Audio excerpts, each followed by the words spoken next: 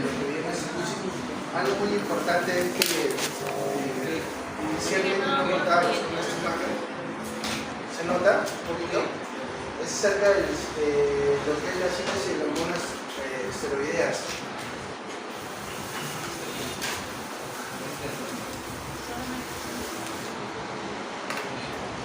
De estos síntesis de hormonas esteroideas, todo comienza con el colesterol, ¿no?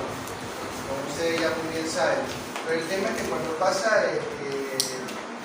la síntesis de estas hormonas esteroideas, para ver lo que son las diferentes hormonas que se van a producir a nivel de la glándula suprarrenal, viendo este contexto relacionado a la parte inferior, que es la aldosterona, y luego el cortisol,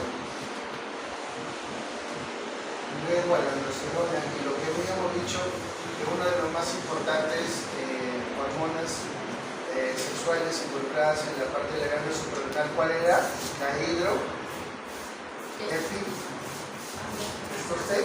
Entonces tengan en consideración. ¿Pero de dónde ha originado todo ello? Del colesterol. Entonces, para que siga esta vía metabólica y nuestro principal problema sea el cortisol, pues ¿qué conductas podemos tomar o qué conductas tomaron para la parte farmacológica? Comenzaron a bloquear enzimas. Vamos a ver alguna de estas, ¿ya? Por ejemplo, si se bloquea las enzimas para que progrese a ese nivel de la cortisona, como estamos identificando acá, una muy importante, ¿cuál es? La 21-hidroxilasa. Luego acá hay otra que es la 11-hidroxilasa. Y hay otra que también, por ejemplo, son las 17-hidroxilasa, ¿no? 17-hidroxilasa, 21-hidroxilasa y la 11-hidroxilasa. Todo ello para evitar que aumente el cortisol, si ese es nuestro principal fin. Entenderán que si estamos suprimiendo estas vías por medio de suprimir estas enzimas, ¿qué es lo que va a quedar? Va a comenzar a aumentar esta de acá, esta línea, ¿no? Porque esta vía enzimática está adecuada, entonces podríamos tener mayor contexto de aumento de estas otras hormonas. Es por eso que la expresión, que cuando se rinde el tratamiento, hay que tener en consideración de que se puede tener algunos efectos adversos durante el tratamiento. Entonces, nuevamente, colesterol, acuérdense por favor, 17-hidroxilasa, 21-hidroxilasa, 11-hidroxilasa. En base a ello, es el tratamiento que vamos a mencionar ahora. Por ejemplo, el síndrome de Cushing por un ACTH ectópico, lo más importante pues es la cirugía del tumor productor del ACTH. Pero si no es posible o no curativa, ¿no?, el utilizar alguno de esos tipos de tratamientos, por ejemplo el ketoconazol, que es la elección en patologías benignas, con dosis de 200 a 400 miligramos 2 a 3 veces al día, llegando a un 70% de la normalización rápida y mantenida del cortisol plasmático. Pero como ustedes saben que el ketoconazol principalmente para qué lo utilizamos? Para la parte fúngica. Pero ¿por qué mecanismo se utiliza el ketoconazol en la parte del cortisol? Y ahí está en el examen. ¿Cuál es el mecanismo de acción? Porque obviamente que el ketoconazol todos saben que es para lo fúngico, pero ¿cómo actúa para la parte del Cushing? ¿Cuál es el mecanismo por el cual el ketoconazol es utilizado o son soluciones para la mejora del Cushing? Es un antifúngico que a dosis altas reduce la producción de esteroides suprarrenales por inhibición de qué enzimas?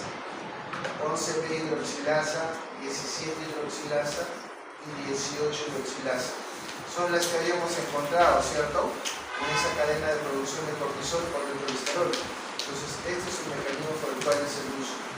Pero, definitivamente, si se va a utilizar, y si ustedes ya saben que cuando se utilizaba en la parte fúngica, el ketoconazol, ¿qué es lo que primero tenías que sacar antes de dar este tratamiento? Era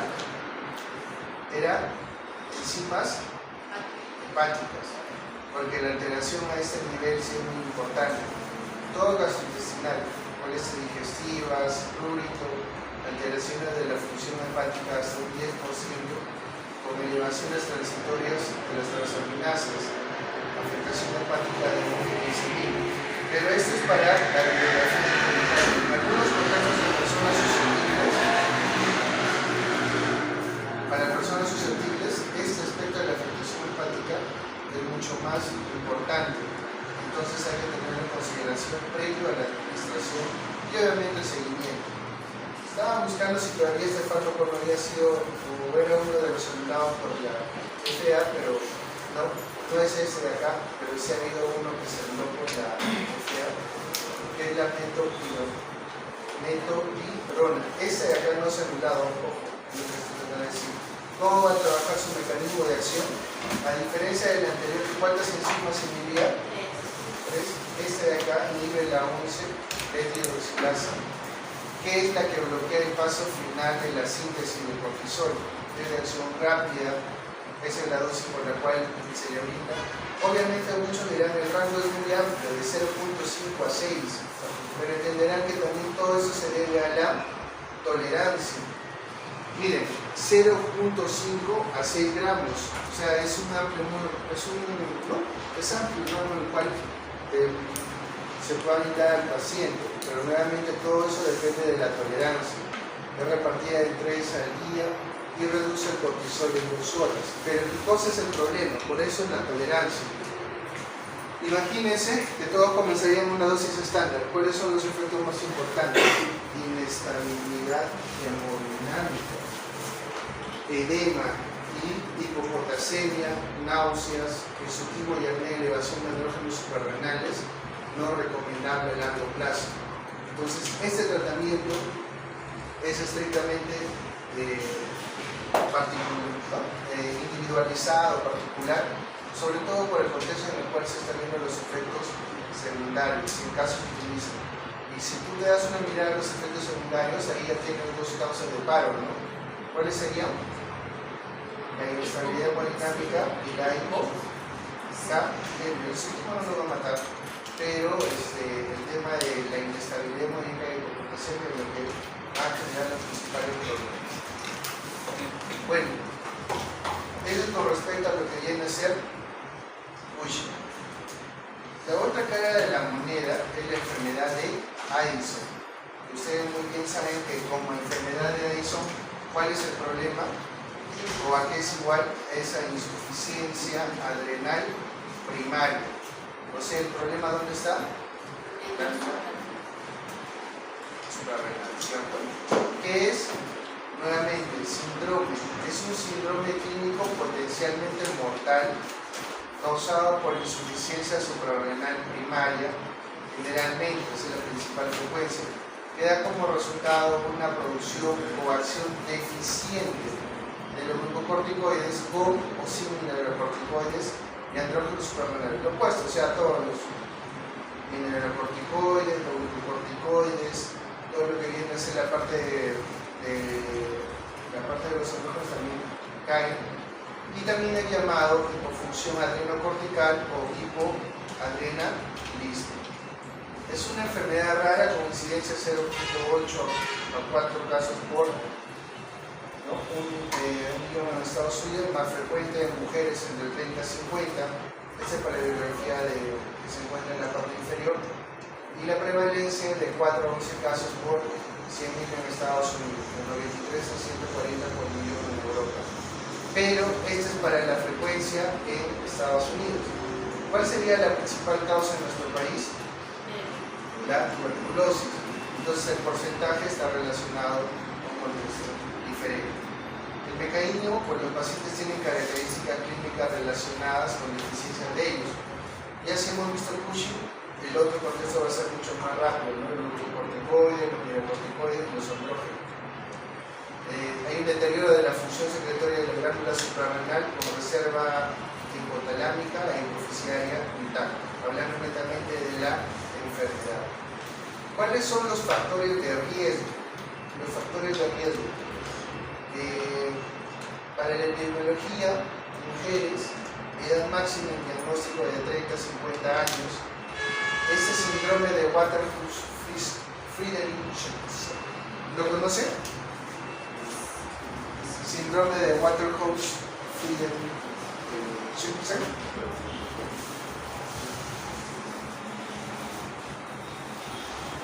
Síndrome de sepsis, ¿por qué? Por meningo. Por meningo, un poco, ¿no? Esa es una patología de alta mortalidad. Es una patología en la cual, si ustedes ven las lesiones, es importante mencionarlo, este síndrome de Waterhouse, porque dentro de las septicemias es la que mayor mortalidad va a presentar. Viene a ser una distribución hematógena importante de todo este meningococemia y su mortalidad es muy alta. Los diagnósticos diferenciales de este cuadro, ¿cuáles van a ser? O sea, el paciente va a venir por una septicemia, punto de partida de la parte dérmica, pero dentro de la evolución, de pronto el paciente comienza a caer toda la presión, baja la presión demasiado. Entonces todos dicen, pero claro, está bajando la presión porque está con una infección importante. Utilizas antibióticos de escala amplia, por ejemplo, vancomicina, ¿no? Y si asocias otro punto más, meropenem, pero no hay respuesta. ¿Y por qué no hay respuesta? Porque está con compromiso que es glandular, suprarrenal. Entonces, para este contexto, dentro del famoso shock séptico refractario a lo que viene a ser el tratamiento que se le da con noradrenalinas en general, frente al no tratamiento, mientras no hay respuesta a este contexto frente al tratamiento, se le agrega lo que falta, que son mineralocorticoides, las hormonas de esta glándula. ¿Cuál de ellas se agrega y es de importancia en el tratamiento para este punto? Es la hidrocortisona, 100 miligramos cada 8 horas. Entonces, como logran ver ahí, hay varios contextos a tener en consideración para este punto.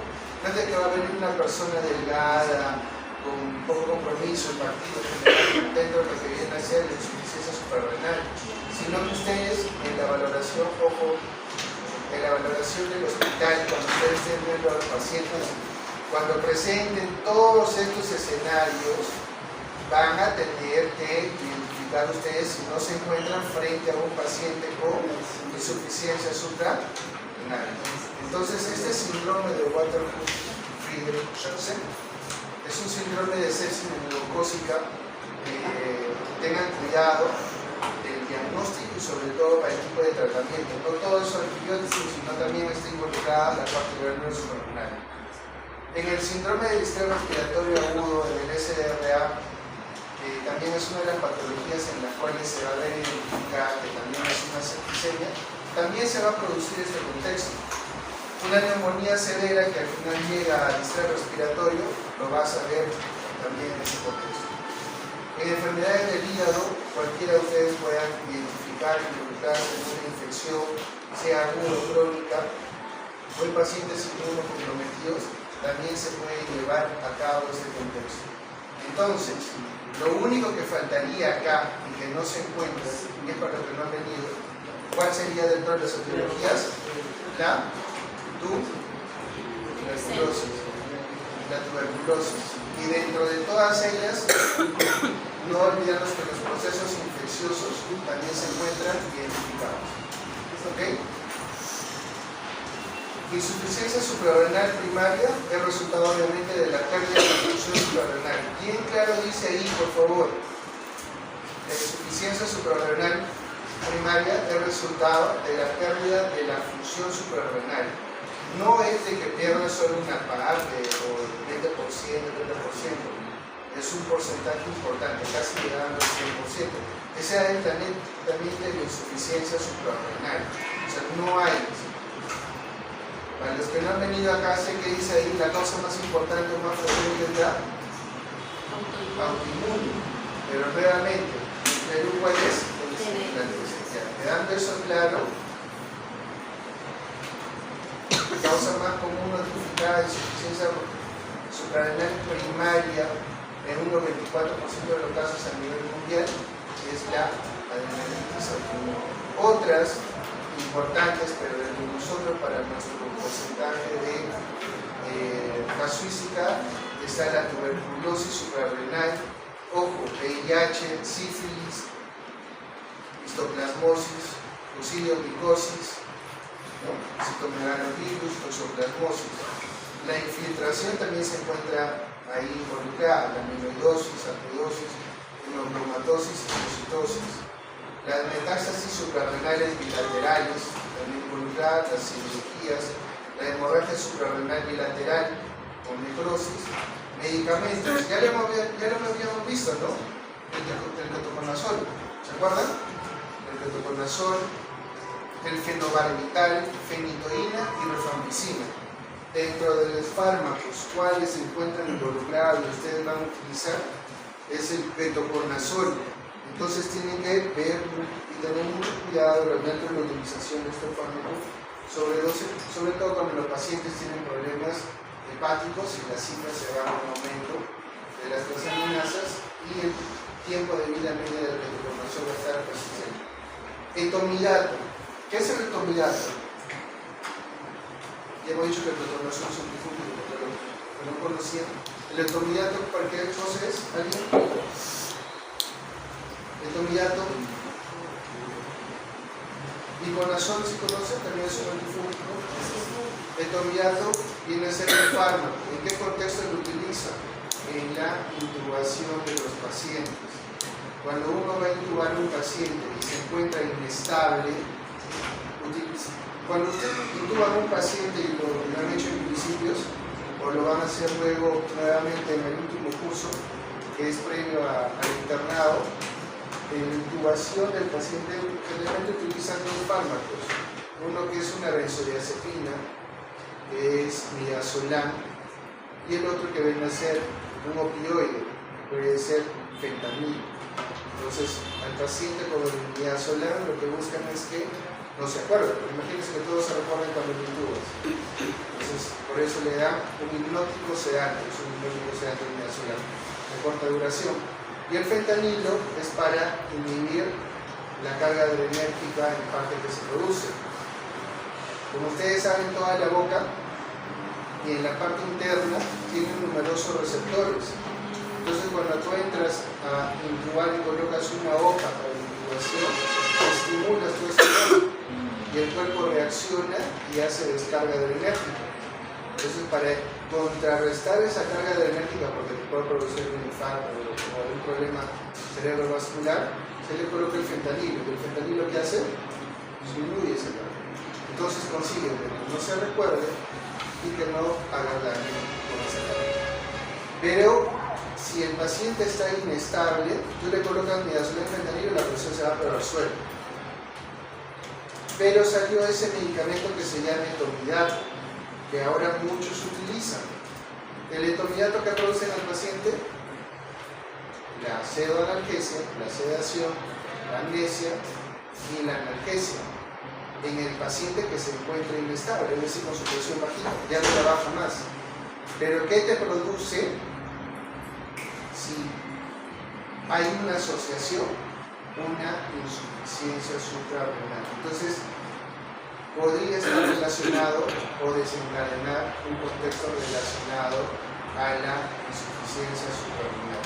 Está descrito tanto como causa-efecto o en su defecto un paciente que tiene insuficiencia suprarrenal y no ha tomado su medicación y se le administra este tipo de medicación para la intubación, va a tener ese recurso.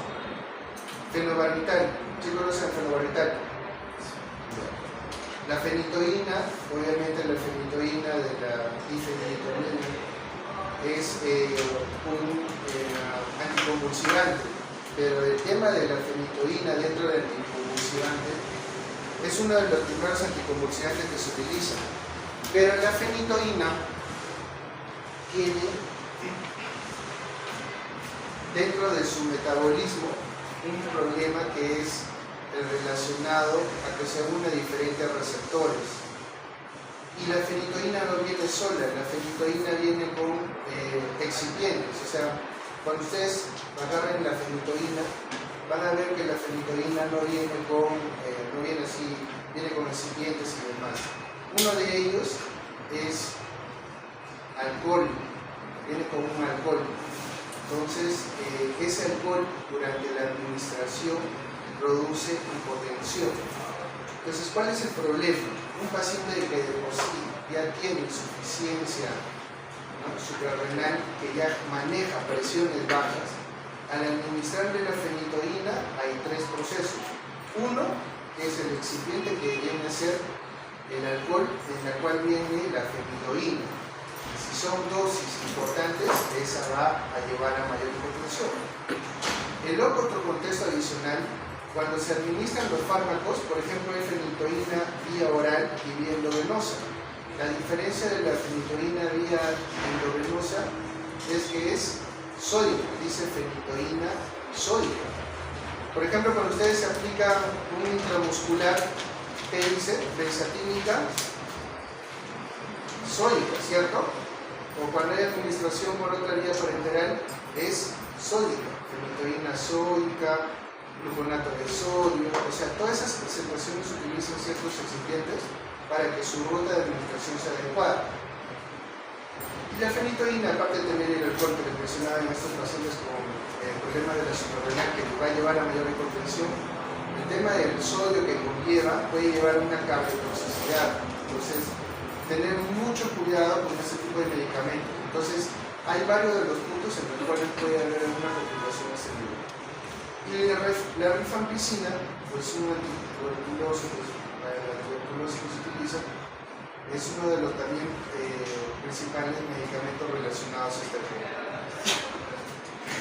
Hay otros más, pero estos son los fármacos más relacionados al porcentaje a este problema. Entonces, la etiología de esa insuficiencia adrenocortical, excluyendo la hiperplasia adrenal de tipo congénito, pues nuevamente, ¿cuál es la más frecuente a nivel de la bibliografía? Es la autoinmune. ¿Okay? Entonces, ahí logramos identificar la enfermedad de Addison, la candidiasis, todos los problemas relacionados a la parte de infecciones, tuberculosis, que sería ahí nuestro contexto de infecciones fúngicas, citomegalovírus, HIV, metástasis por tumor, infiltraciones, hemocromatosis. Y nuevamente, esta de acá, y no he olvidado mencionarles, no es de que tan solo, esto me he olvidado, disculpen, de que este síndrome de Waterhouse-Friderichsen es por lo siguiente, es que produce una hemorragia intraadrenal. O sea, el paciente externamente va a saber que tiene un colapso circulatorio por la infección generalizada, pero a este nivel va a producir una hemorragia intraadrenal. Esto obviamente va a llevar a una insuficiencia suprarrenal y va a necesitar sí o sí los mineralocorticoides y el corticoide que vamos a utilizar. Para este contexto, nuevamente, ¿cuál es el contexto o cuál es el fármaco indicado? Es la hidrocortisona, por si acaso.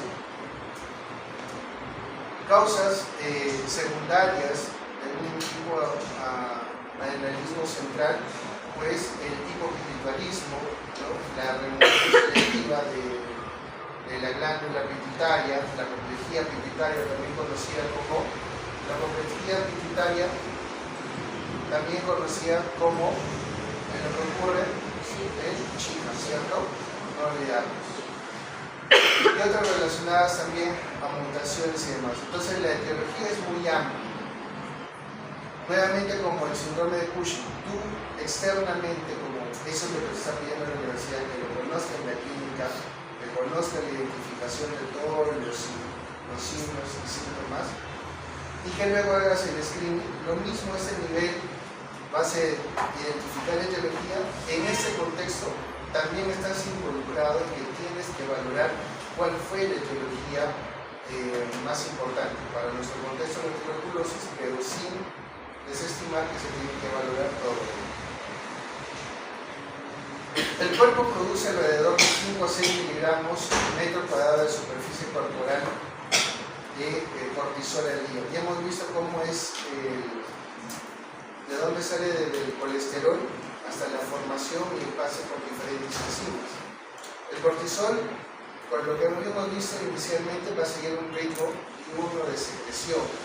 Comienza a levantarse en las primeras horas, de 2 de la mañana a 4, continúa aumentando a niveles máximos más tarde de la mañana de 6 a 9, desciende por la noche a medianoche y el mayor porcentaje, obviamente el 90% del cortisol circulante se une a esta globulina transportadora de corticosteroides. El cortisol libre, solo activo y disponible para unirse a receptores. Entonces, cuando hay algún fármaco, cuando hay algún contexto en la cual esta globulina sea unida con un fármaco o algún proceso haga que esta unión no sea la adecuada, puede aumentar el cortisol o en su defecto, si hay mayor afinidad, va a disminuir el cortisol libre. Entonces, estas variaciones están muy relacionadas a diferentes escenarios de infecciones, fármacos, pero recordar que solo el cortisol libre es el activo porque se va a unir a lo que es los receptores, como ustedes ya lo saben. La patogénesis de esta insuficiencia suprarrenal netamente se debe a la destrucción de la corteza suprarrenal. Hay una disminución de la secreción de los glucocorticoides, de los mineralocorticoides y los andrógenos suprarrenales. Entonces todo esto, la reducción del cortisol va a llevar a concentraciones elevadas obviamente de ACTH debido a una reducción de esta retroalimentación negativa de la médula vegetal anterior, ¿no? Porque esta va a encontrarse alterada. Dentro de la etiología, Rebagliati, ¿alguien está Rebagliati? Creo que es dentro del Rebagliati comienzan a pedir estos anticuerpos, dependiendo de la logística que se tenga también en diferentes hospitales. Como la causa más frecuente a nivel, pero también depende de cuánto se busque, es muy relativo, más frecuente a nivel internacional es la adrenalitis autoinmune. Entonces se pide anticuerpos contra la 21-hidroxilasa, que viene a ser el gatillador, el inicio, el paso del colesterol a toda esa vía de diferentes enzimas para hacer la formación de cortisol y las demás hormonas. Se presenta generalmente la adrenalitis autoinmune, el principal involucrado de la 21-hidroxilasa, casi el 85% de pacientes. Es decir, dentro de la valoración de estos pacientes, uno de los anticuerpos que no debe faltar es la 21-hidroxilasa. Y dentro de estos, el 31% va a desarrollar la enfermedad de 7 a 11 años después.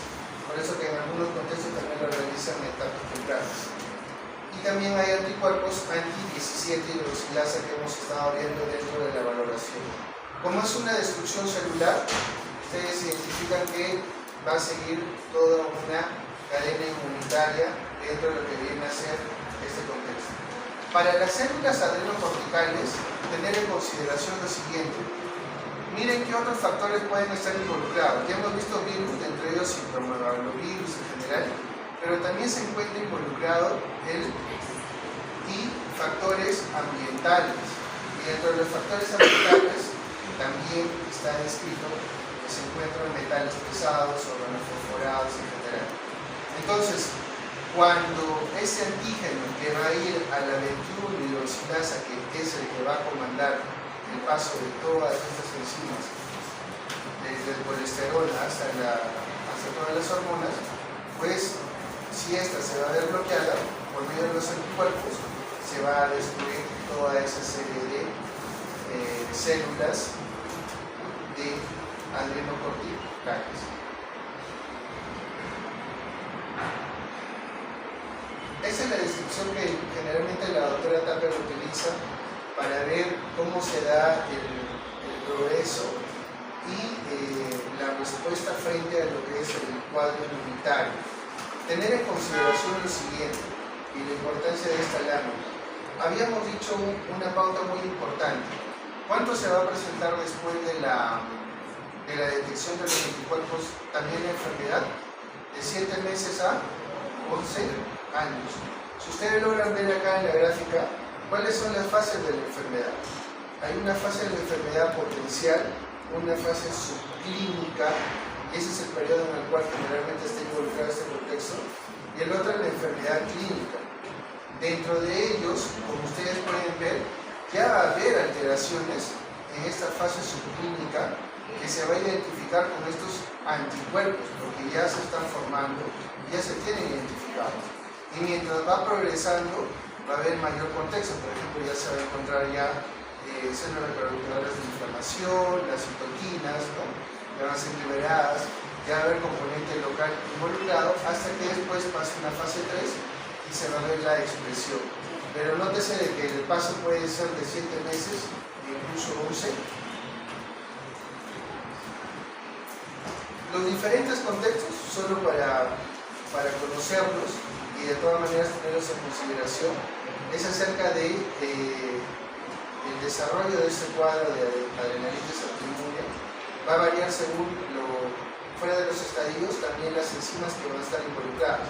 A mayor cantidad de enzimas de esta progresión que hemos visto, obviamente mucho más rápido se va a llevar a cabo la identificación, pero todos ellos tienen involucrados ya puntos específicos de identificación, por ejemplo la 17 hidroxilasa, la 21 y la 11 hidroxilasa. Entonces, eso es la consideración.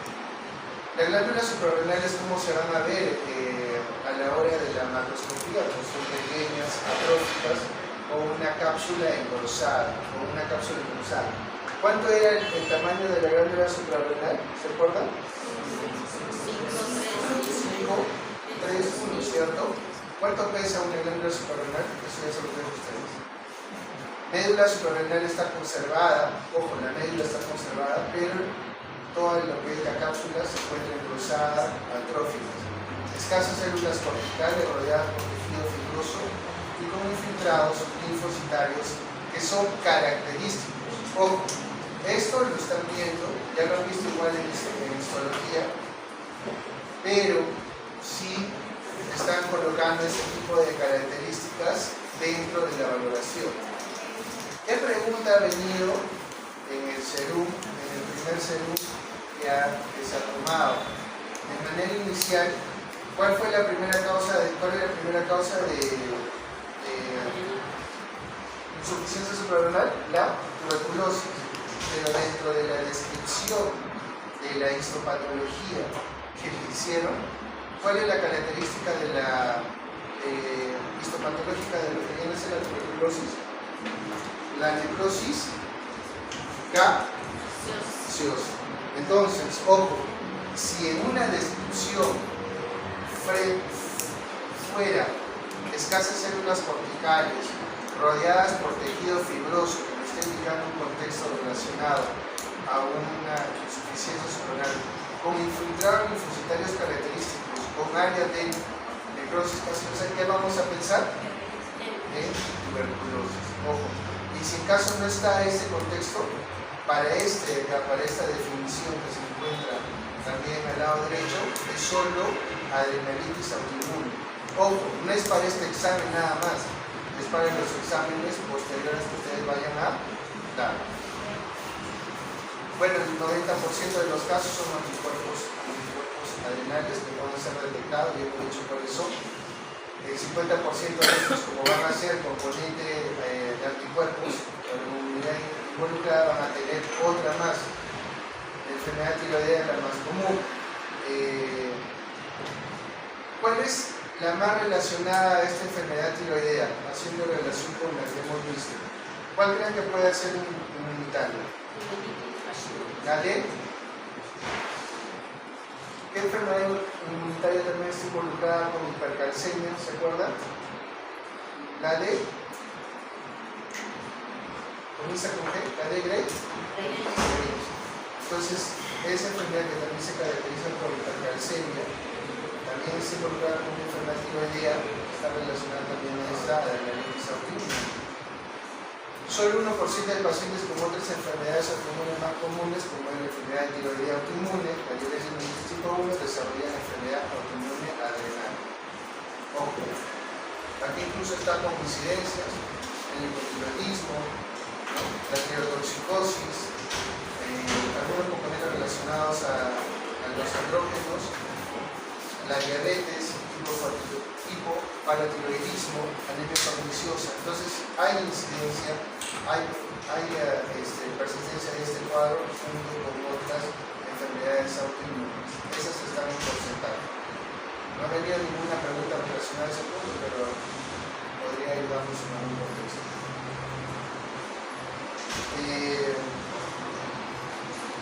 Esto no lo vamos a solicitar porque sería del contexto que hemos visto. Hay algunas enfermedades autoinmunes relacionadas, sino con el glandular tipo 2, ¿no? Acá se ha tratado de ver cuáles son los factores involucrados, como es un contexto relacionado a la autoinmunidad, hay varios alelos involucrados. Tener en consideración solo cosas que se repiten, por favor. Es una enfermedad autoinmunitaria que va a tener en el contexto lo más frecuente a nivel internacional, pero nuevamente se repite, está relacionada a enfermedades autoinmunes tiroideas, a diabetes tipo 1, que ya lo hemos visto, nuevamente a esta hipotiroidismo, otras enfermedades autoinmunes, gastritis autoinmune, vitiligo y alopecia. Esto sí es importante. El último punto, por favor. Cuando ustedes tengan un paciente delgado, con tendencia a hipotensión, ¿no? Y que tenga vitiligo y cambios en el comportamiento, hay que tener mucho cuidado y hay que tratar de descartar que tenga una insuficiencia suprarrenal, que es lo más importante. ¿Ok?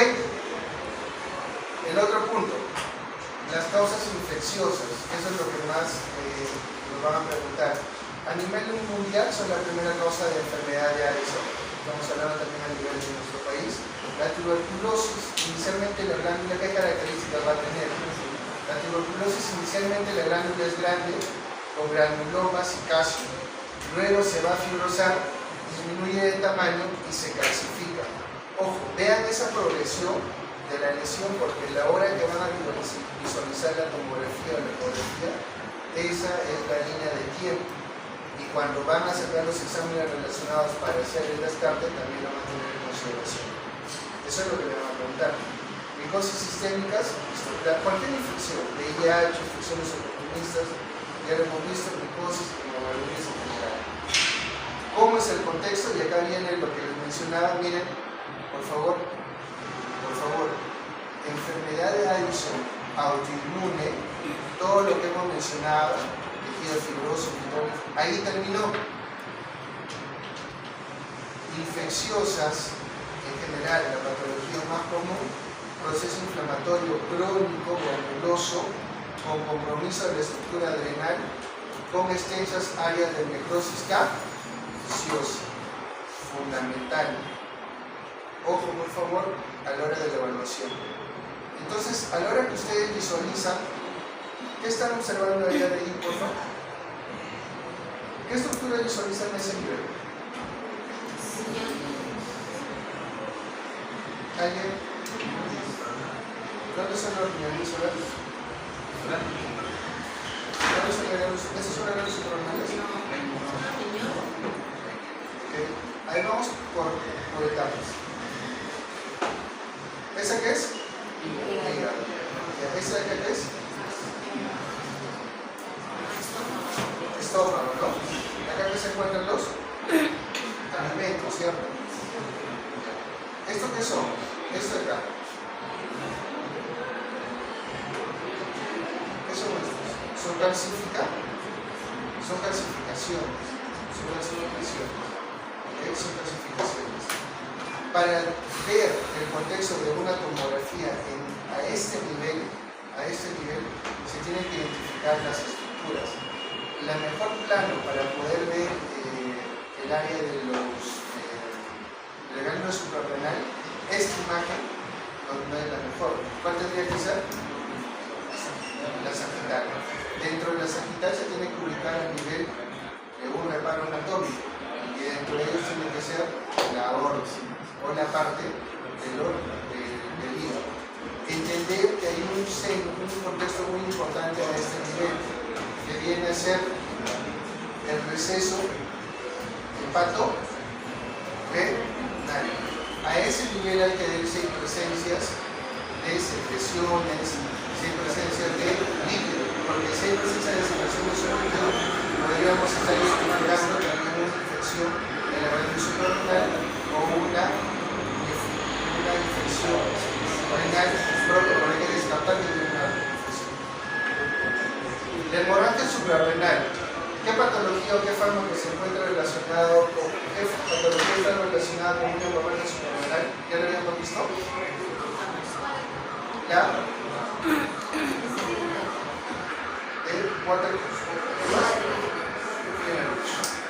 ¿qué es la infección por meningococo?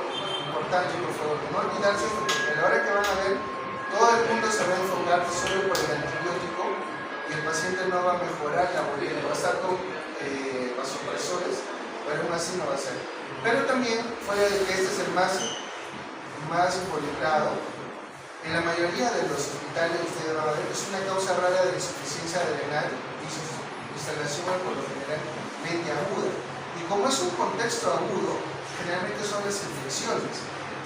Se debe pensar sí o sí en pacientes severamente enfermos que tengan más infecciones, trauma o coagulopatía. En el caso de infecciones severas, se ha evidenciado con mayor contexto el tema de pseudomonas aeruginosa.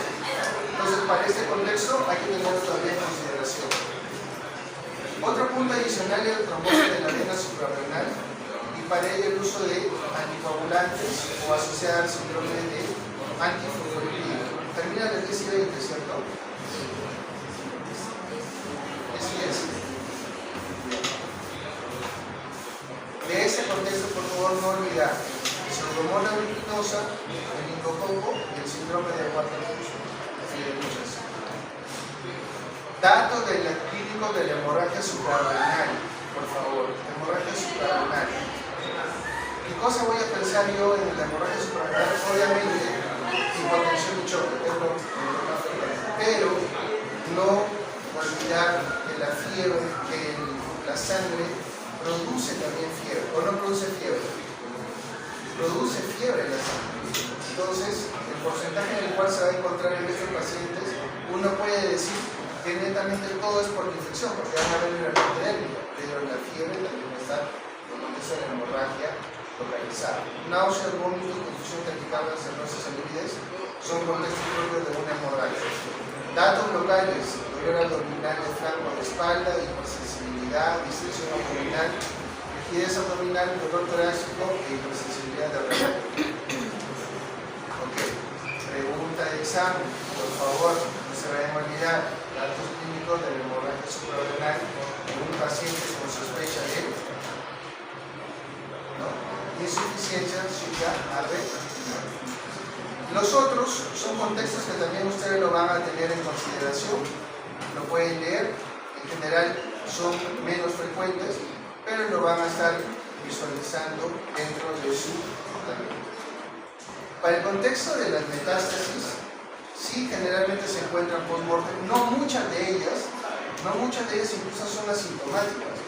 Y a este contexto tiene un nombre, que son hallazgos incidentales, no netamente tiene un contexto relacionado a la valoración clínica. ¿Qué quiero decir? Que cuando ustedes sacan una tomografía por algún tipo de patología, y de pronto identifica la glándula suprarrenal de un área necrótica, el paciente puede no presentar inmediatamente una insuficiencia suprarrenal. Por eso es muy importante lo que se mencionaba. Para una verdadera insuficiencia suprarrenal, toda la glándula prácticamente tiene que estar colapsada, destruida, fibrótica. Pero como es una metástasis que no ha logrado tener ese nivel de compromiso, pues el paciente se va a encontrar netamente asintomático. Si estamos hablando de esta enfermedad suprarrenal metastásica que nos va a llevar a una insuficiencia suprarrenal, Creo que es más que obvio que tendríamos que saber de dónde está viniendo esa neoplasia. Y nuevamente, foco pulmonar. Foco pulmonar. ¿Qué tumor está relacionado en el foco pulmonar para lo que viene a ser una metástasis en el nivel adrenal? ¿Cuál es? Células P. La acumulación de células P. ¿Ustedes ya han hecho ya nemología o ya no? Ya. En nemología del cáncer hay una patología de una acumulación de células pequeñas. Ese foco pulmonar primario estamos en la obligación de buscarlo. Si encontramos gastrointestinal, mama, renal y linfoma. Pero no olvidar que el principal sigue siendo el pulmón. También en deficiencia familiar en glucocorticoides, solo lo dejo como información para avanzar un poquito, y resistencia al cortisol. O sea, todas esas causas van a llevar a la generación de lo que viene a ser un contexto fenotípico de insuficiencia suprarrenal. Ya lo hemos visto nuevamente, los fármacos, tengan en consideración los azoles, cómo actuaba el metoprolol, inhibiera la síntesis de cortisol. Ahí no se van a quedar ustedes, porque eso ya lo saben. Tienen que saber cuáles son esos enzimas para poder conocer en qué punto se está realizando ese estudio. La rifampicina, ¿por qué mecanismo? Porque va a aumentar el metabolismo del cortisol, por eso lo va a disminuir. El etomidato, acá aparecen otros más, que también lo hemos visto con otra patología, antagonista de la progesterona.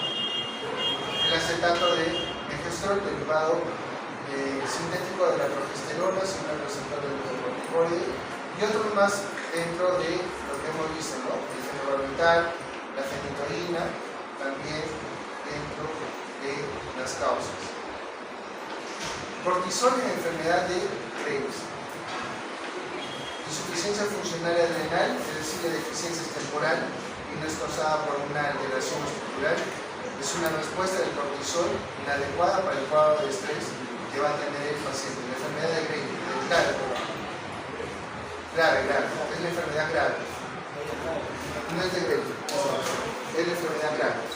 ¿Se acuerdan que les comentaba que la mayoría de las enfermedades graves, cuando llega un cuadro relacionado a la hipotensión sostenida refractaria al tratamiento, es decir, el paciente está con antibióticos, está con vasopresores y demás, y no hay respuesta, es porque va a haber un cuadro relacionado a una alteración de esta glándula que va a mejorar cuando el cuadro va a desaparecer.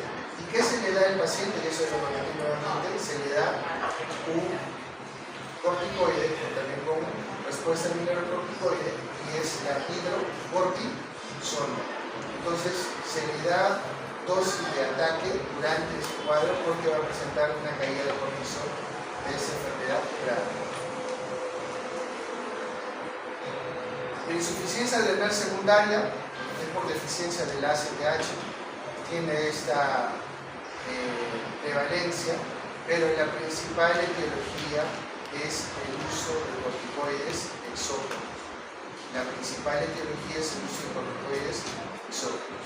También, obviamente, por procedimientos quirúrgicos u otros relacionados. Perdón, vamos a avanzar porque si no, no vamos a terminar.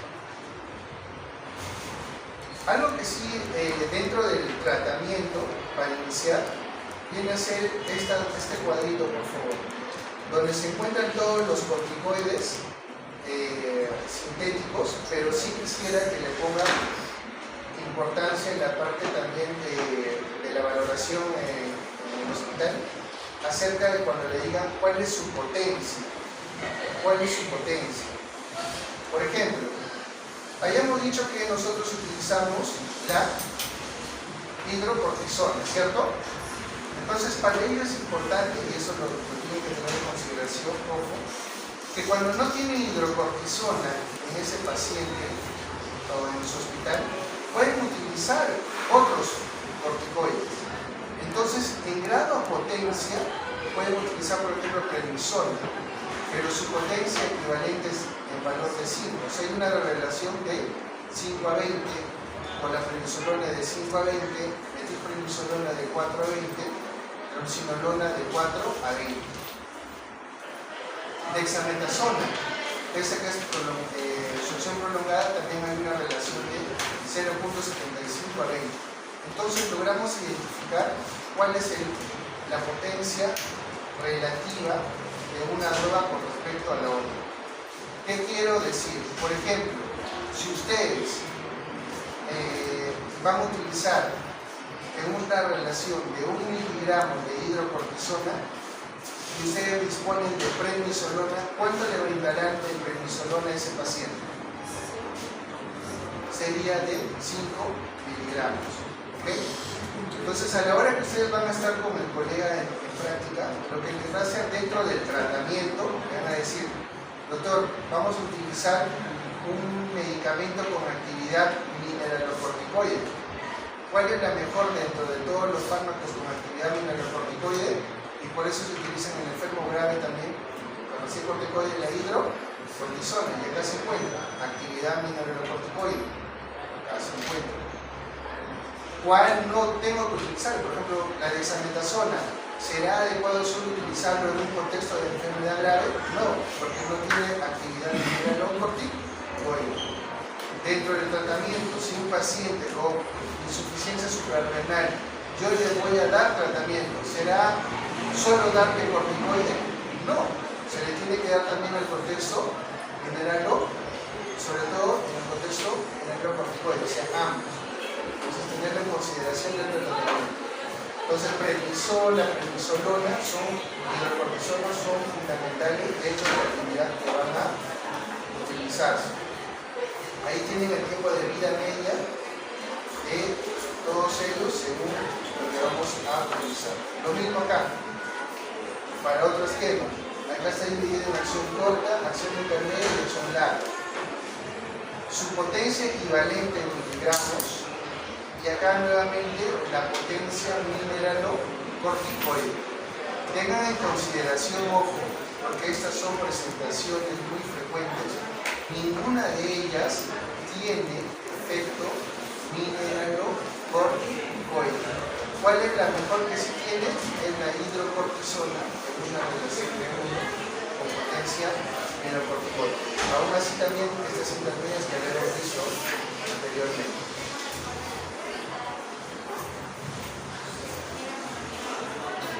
Cualquier paciente, bueno, esta lámina la vamos a traducir en lo siguiente.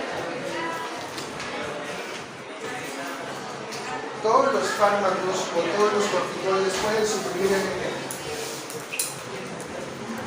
¿Suprimen el eje o no suprimen el eje? Si el eje está normal y yo le doy corticoides al paciente, ¿voy a suprimirlo por encima negativo? Sí. Acá es fundamental conocer cuál es la cantidad en la cual se va a suprimir el eje. Para este estudio, ojo, por ejemplo, cuando vieron con hidrocortisona, que es lo que más se utiliza, cualquier paciente que reciba una dosis equivalente a 30 miligramos de cortisona por vía oral por más de 3 semanas, tiene el riesgo de hacer insuficiencia suprarrenal y esta debe ser prevenida. Ojo. Entonces nos vamos al cuadro anterior, una dosis equivalente a 30 miligramos. Dosis equivalente de 30 miligramos.